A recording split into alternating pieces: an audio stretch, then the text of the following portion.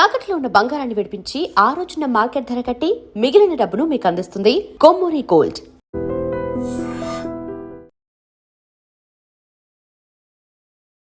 నమస్తే రమగారు. నమస్తే జయ. దేవకన్య రమగారు ఫైనల్ ఎపిసోడ్కి వచ్చేసినట్లుంది కదా. కొంచెం కథ ఉంది కానీ చకచకా తీసుకెళ్దాం. అట్లానే మతిమంతుడు ఏం చేశాడు, విమానంలో చిన్న యంత్రం రథంలో వస్తున్నాడు కదా, ఈ దారిలో ఉన్న ఈ సింగారుడు అనే రాక్షసుడు ఎత్తుకుపోతున్న లీలావతిని తన దాంట్లోకి తన సాధనంలోకి మార్చుకున్నాడు, తన విమానంలోకి. ఆ సింగారుడు వెంబడపడ్డాడు. రాక్షసుడు వీడెవడో నన్ను మోసం చేశాడు. అతను ఏం చెప్పాడంటే దేవతలు వచ్చేస్తున్నారని చెప్పి ఈవిని మా దగ్గర కూర్చోబెట్టుకుంటాను అమ్మాయిని పుచ్చుకుని పరిగెత్తేశాడు. ఈ రాక్షసుడు ఒక పక్షి రూపంలో మారిపోయి ఈ మతిమంతుడు వెనకాల పడ్డాడు. ఈ లోపల ఆవిడ గోల్ చేసింది లీలావతి, ఏమిటి నువ్వెవడబో నన్ను ఎత్తుకుపోతున్నావు, మా ఆయన పక్కన పడుకుంటే నన్ను లేవ తీసుకొచ్చావంటే, నే కాదమ్మా రాక్షసుడు వాడు పక్షి రూపంలో ఉన్నాడు చూడు, వాడి దగ్గర నుంచి నేను రక్షించాను, ఎవరో పరాయి స్త్రీవి ఆవిడెవరినో పొద్దున్న నేను ముందు ఒక ఆవిడని రక్షించి ఈ సాధనం సంపాదించాను, నిన్ను రక్షించి ఇంకేదైనా సంపాదించుకుందామని నిన్ను రక్షించానంటే ఆవిడ అరిచి కేకలు పెట్టింది. కానీ కాసేపటికి తెలిసింది రాక్షసుడు తమ వెంట పడుతున్నాడు. అప్పుడు ఆవిడ దుఃఖంతో నేను నా భర్త దగ్గర ఉన్నాను, ఎన్నో కష్టాలు పడి ఇక్కడ చేరితే శాంతి లోకంలో ఉన్నామనుకుంటే వీడు వెంటపడ్డాడు అని ఆవిడ దుఃఖపడి పాప నా భర్త ఏమైపోయాడు అని మాట్లాడింది. ఎవరమ్మా నీ భర్త అనగానే, భూలోకంలో శ్వేతకేతు మహారాజు గారి కుమారుడు, నేను లీలావతి, మేమిద్దరం పెళ్లి చేసుకుందాం అనుకున్నాం, గంగా నదిలో మునిగాం, మొత్తం కథంతా చెప్పుకొచ్చింది. సంతోషించాడు మతిమంతుడు. అమ్మ నా ప్రాణ స్నేహితుడు, అతన్ని వెతుక్కుంటూనే వచ్చాను, నక్షత్ర మండలం చూస్తానన్న కోరికతోటి ఒక సిద్ధుడు వెనకాల పడి వచ్చాడు, మనిద్దరం సరైన చోటుకే వెళ్తున్నాం, చూసుకున్నారు. ఈ లోపల ఆ రాక్షసుడు వీళ్ళ వెంటపడ్డాడు. తప్పించుకుని చివరికి ఆవిడ సంతోషించింది. పర్వాలేదు మనం శాంతిలోకం వైపే వెళ్తున్నాం, వీళ్ళు మనని రక్షిస్తారు, నా భర్త నీ స్నేహితుడు కూడా ఇక్కడే ఉన్నాడు ఆయన అని చెప్పి అక్కడికి వెళ్ళిపోయారు. ఈ శాంతిలోకం లోపలికి వెళ్ళేసరికి రాక్షసుడు ఇంకా వెంటపడ్డం మానేశాడు. ఎందుకంటే అక్కడ బాహాటంగా రావడానికి పాతాళ లోకవాసులకి అవకాశం లేదు, వాళ్ళు రాత్రిళ్ళే వస్తారు. ఈ పట్టపగలు అందరికీ తెలిసేలాగా వీళ్ళని వెంబడపడి వస్తే చాలా పెద్ద శిక్షలు ఉంటాయి. అందుకని వాడు రాలా. ఇంకా ఈ ఎప్పుడైతే విమానం ఈ యంత్ర సాధనం దిగిందో అక్కడ యంత్రం పట్టేసుకున్నారు పోలీసులు, అక్కడ ఉన్నారు రక్షక భటులు. నువ్వు దుర్మార్గుడు ఈ అమ్మాయిని లేవదీసుకుపోయావంటే నీ కాదండి అని చెప్పినా వినలా. పదా మా రాజుగారి దగ్గర శాంతిభద్రుడి దగ్గరికి వెళ్దామని రాజు దగ్గరికి తీసుకుపోయారు.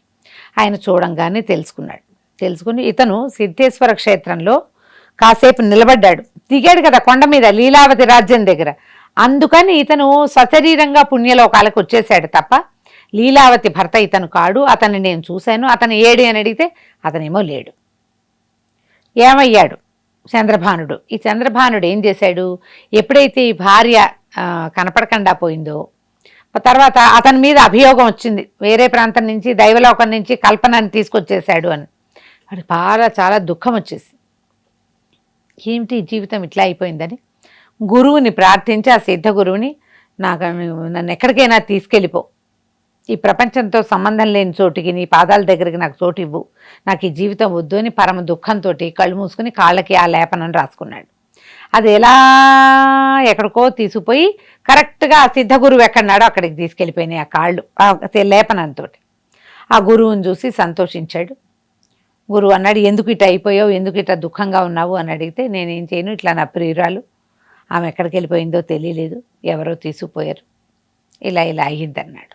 ఆయన అన్నాడు, నీకు నీ ప్రియురాలు క్షేమంగా ఉండాలి అంతే కదా అన్నాడు. అవును, నా ప్రియురాలు క్షేమంగా ఉండటమే కావాలి, రాక్షసుడు తీసుకుపోతే ఆమె ఎలాంటి నరకంలో పడుతుందో కదా అంటే అని, నీ వల్లే నేను ఈ లోకానికి వచ్చాను, నా జీవితాశయం నెరవేరింది, ఆమెతో కూడా కలుసుకుని స్వర్గ సౌఖ్యాలు అనుభవించాను, ఈ దైవలోకాలన్నీ చుట్టాను. ఎందుకంటే ముందు తను ఆ తపోలోకంలో ఉన్నాడు కదా, ఉన్నాడు తేజోలోకంలో, తేజోలోకం నుంచి శాంతి లోకానికి వచ్చాడు. ఇవన్నీ దేవలోకాలే, అన్ని నక్షత్రాలు తిరిగే చోట్లు. నాకు ఇంకేం అక్కర్లేదు, ఆమె రక్షింపబడితే చాలు అంటే ఈయన అన్నాడు, మరి ఆమెను రక్షిస్తాను, నీకు ఇవన్నీ చూపించాను, నేను అడిగింది ఇస్తావా అన్నాడు. నువ్వు ఏది అడిగినా ప్రాణంతో సహా నీకు ఇచ్చేస్తానన్నాడు. అనగానే సిద్ధగురు అన్నాడు, సరే నీ ప్రియురాల్ని నాకు ఇవ్వాలి, ఇచ్చేస్తావా అన్నాడు. ఇచ్చేస్తానన్నాడు వీడు. చంద్రభానుడు ఆమె రక్షింపబడితే చాలు. మరి నన్నాడు, మరి ఆమె కోసం అంత ఏడ్చావు కదా, అంత దుఃఖపడుతున్నావు ఆమె కోసం, ఆ దుఃఖంలోనే కదా మళ్ళీ నా పాదాలు ఆశ్రయించి వచ్చావు, అమ్మాయిని ఇస్తావా నాకు నువ్వు అంటే ఇస్తాను. ఆమె ఎక్కడైనా కష్టాలు పడుతుందేమోనన్న దుఃఖపడ్డాను.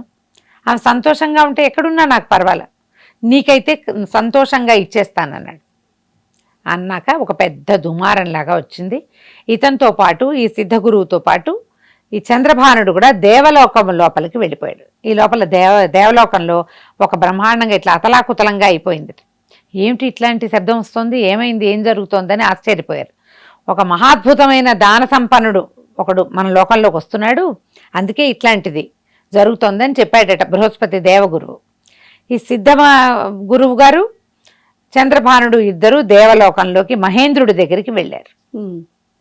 వెళ్ళేసరికల్లా ఆయన అన్నాడు, ఇతను మానవుడు, ఇతను ఇట్లా ఇక్కడికి ఎట్లా వచ్చాడు అంటే, ఇలా సిద్ధేశ్వరంలో గడపటం వల్ల, ఇలా గంగానదిలో మునగటం వల్ల, ఒక గురువుని ఆశ్రయించడం వల్ల ఇతనికి ఇక్కడ అవకాశం వచ్చింది.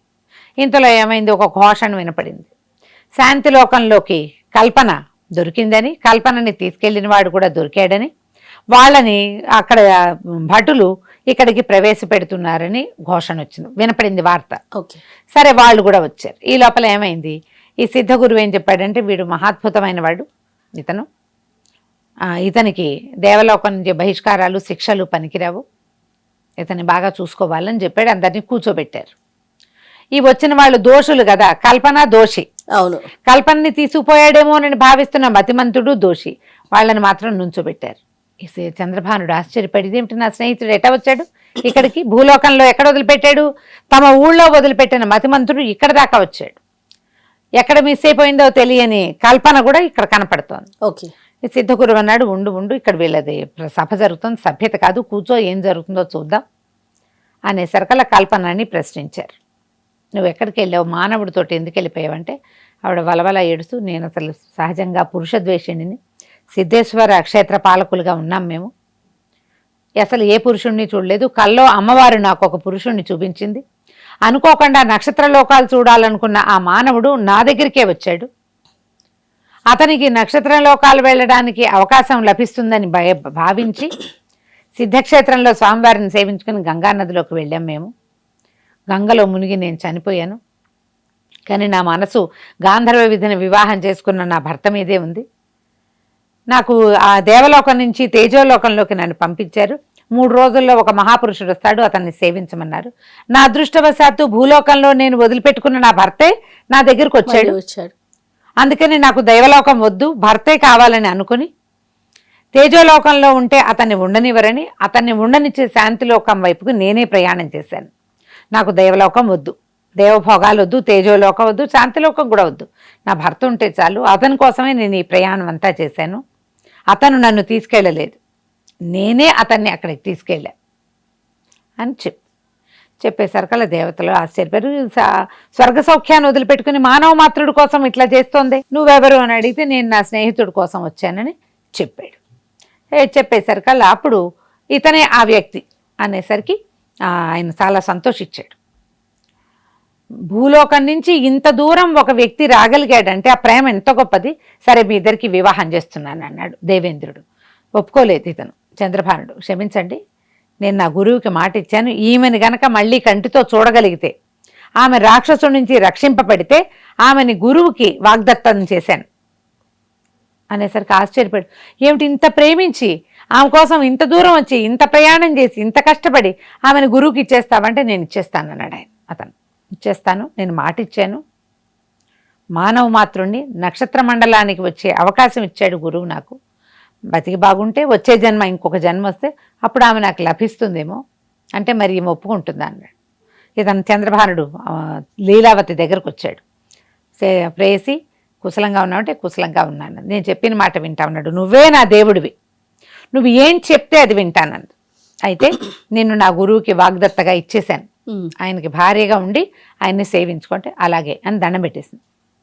ఇంద్రుడు చాలా ఆశ్చర్యపోయాడు, వీడికి ఇంద్రపది వస్తుంది వచ్చే జన్మలో, ఇలాంటి త్యాగమా, ఇలాంటి పాతివ్రత్యమా అని ఆశ్చర్యపోయారు. ఇంతలో ఏమైంది, ఒక పెద్ద శబ్దం వచ్చి ఈ సిద్ధగురువు మాయమైపోయాడు.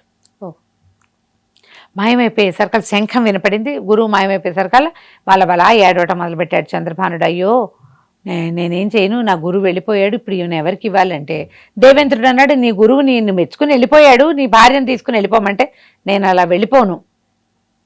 ఇప్పుడు గురుపత్ని అయింది ఈవిడే, గురుపత్నిని ఎటా తీసుకెళ్తాను, అదే అదే గురుపత్నిని తీసుకెళ్ళకూడదు అని బాగా దుఃఖపడేసరికల్లా పెద్ద పెద్దగా కేకలు పెట్టాడు. గురువు, దేవా ఎక్కడున్నావు, నన్ను రక్షించు, ఇది పెద్ద పాపం చేస్తాను ఇప్పుడు నేను, ఈ పాపం నుంచి నన్ను రక్షించు అని బాగా శోకాలు పెట్టి ఏడ్చేసరికల్లా పరమేశ్వరుడు ప్రత్యక్షమయ్యాడు.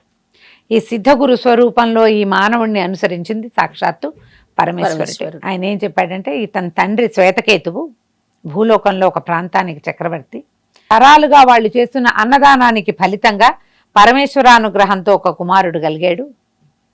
అతను ఇట్లా త్యాగశీలి, గురుభక్తి 2 లక్షణాలు కలిగి ఉన్నవాడు. సిద్ధేశ్వరంలో దర్శనం చేసి మరణించడం వల్ల అతను భగవంతుడి ప్రాపకం లభించింది వీడికి అని చెప్పి, నీ భార్యను స్వీకరించు అని ఆజ్ఞించాడు. పరమేశ్వరుడు వెళ్ళిపోయాడు, మాయమైపోయాడు. వీళ్ళు చాలా సంతోషించారు. దేవతలు ఏం చేశారంటే, వీళ్ళకు ఒక పుష్పక విమానం కట్టించి ఇంకొక విమానం నిండా ధనపు రాసులు పోసి భూలోకానికి పంపించేశారు. వాళ్ళతో పాటు మతిమంతుడి దగ్గర చిన్న యంత్రం ఉంది కదా, బండి వెళ్ళేది, ఆ బండితోటి వెళ్తూ ఉంటే ఈ అమ్మాయి ఏమంది, ఒకసారి వెళ్ళి మా సిద్ధేశ్వర క్షేత్రంలో మా చుట్టాలందరినీ, వాళ్ళ అప్పచెల్లెలు చాలా మంది ఉన్నారుగా, వాళ్ళని చూడాలని ఉంది అంటే అక్కడికి వెళ్ళారు. వాళ్ళందరూ ఈ మతిమంతుడిని చూడగానే కొట్టడానికి వచ్చారు. ఇతను అన్నాడు, నువ్వు కనపడితే కానీ వీళ్ళు మానరు, ఎందుకంటే అంతకుముందు ఒకసారి ఇక్కడ వాలి పరిగెత్తాడు కదా.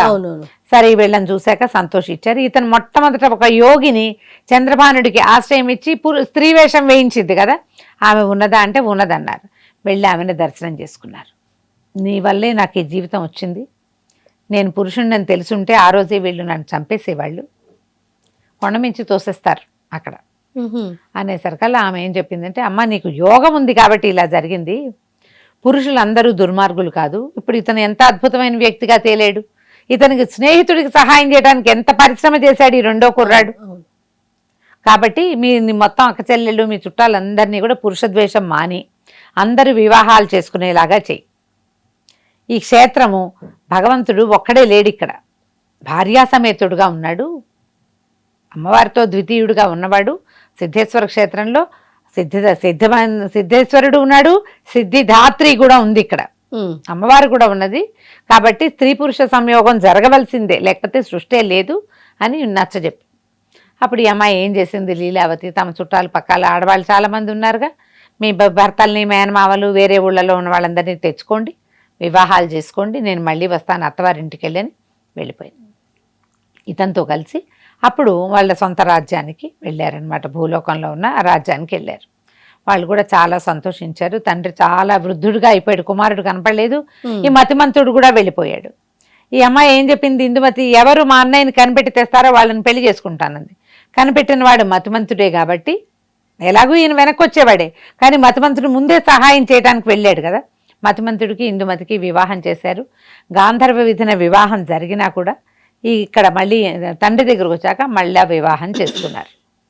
వివాహం అయిన తర్వాత అమ్మాయి ఏం చెప్పిందంటే, లీలావతి ఈ రాజ్యానికి మతిమంతుడిని రాజుని చేద్దాం, ఇందుమతిని రాణిగా చేసి వాళ్ళు ఈ రాజ్యాన్ని ఏలుకుంటారు, మేమేమో సిద్ధేశ్వర క్షేత్రానికి వెళ్ళిపోతాం, అక్కడ స్త్రీల రాజ్యం కాదు, ఇప్పుడు సాధారణ రాజ్యమే ఉంది, అక్కడున్న సిద్ధక్షేత్రం చాలా గొప్పది కాబట్టి మీరు వచ్చేసి మాతో పాటు ఇవ్వండి, సిద్ధేశ్వరుని సేవించుకుందరు కానీ మామగారిని ఒప్పించి వివాహాలు అయ్యాక హాయిగా సంతోషంగా ఉన్నారు. కథ కంచికి మనం ఇంటికి. బాగుంది. దేవకన్య డికే భయంకర్ గారు రాసింది. నేను చాలా బ్రీఫ్గా చకచకా చెప్పేశాను. పుస్తకం దొరికితే చకతాపీగా నిదానంగా చదవండి, సీక్వెన్స్ అన్నీ బాగుంటాయి. భాష కూడా మరీ గట్టి భాష కాదు, తేలిగ్గానే ఉంటుంది, చదువుకోవటానికి బాగుంటుంది. చాలా పాతది, ఓకే, 60s లో రాయబడింది. అదేలేండి. రైట్. నమస్తే గారు. నమస్తే G. And for more videos, Please subscribe to iDream. Please subscribe to iDream. Please subscribe iDream. And please subscribe to iDream. For more videos, subscribe to iDream. please like, share and subscribe to the channel. Congratulations, iDream. Subscribe to iDream. Subscribe to iDream. So subscribe to iDream Media. iDream ki iDream team andarki huge congratulations. Please subscribe iDream Media. Please subscribe to iDream. Subscribe iDream. Please subscribe to iDream. I dream అంటే నా కళల channel subscribe చేసుకున్న నోరు తిరుగుతలేదు. మీరైతే గంట గుర్తు కొట్టండి. For more such videos, please subscribe to iDream. Subscribe to iDream. Please subscribe to iDream. Please subscribe iDream Media. Please do subscribe to iDream. Please subscribe to iDream Media. For best entertainment and information, please subscribe iDream. And don't forget to subscribe to iDream.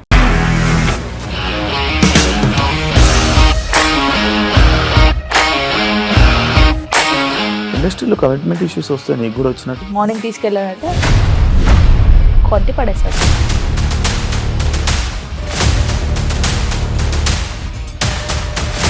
ఒక్కళ్ళు కూడా చూడలేదు ఈ cinema అని చెప్పడానికి కూడా చాలా ధైర్యం కావాలి. అది నిజం కదా, దాంట్లో ధైర్యం ఏంటి ఇది? నెక్స్ట్ డే ప్లేట్ మార్చేస్తే తప్పు కదా. As of now we are comfortable this అని నేను అనుకుంటున్నాను. రష్మిక గారిది మీది ఒకే ఊరంట కదా. నీకు కోపం వచ్చిందంటే బాగా తిట్టేత్తరా? తిట్టేద్దామండి. నిజంగా గేమ్ ని ఎలా చేంజ్ చేయగలిగారు? APSFC వాళ్ళకి 6 నెలల్లో నేను 6 లక్షలు కట్టా. బిజినెస్ చేయాలనుకుంటే it is as difficult as riding a tiger.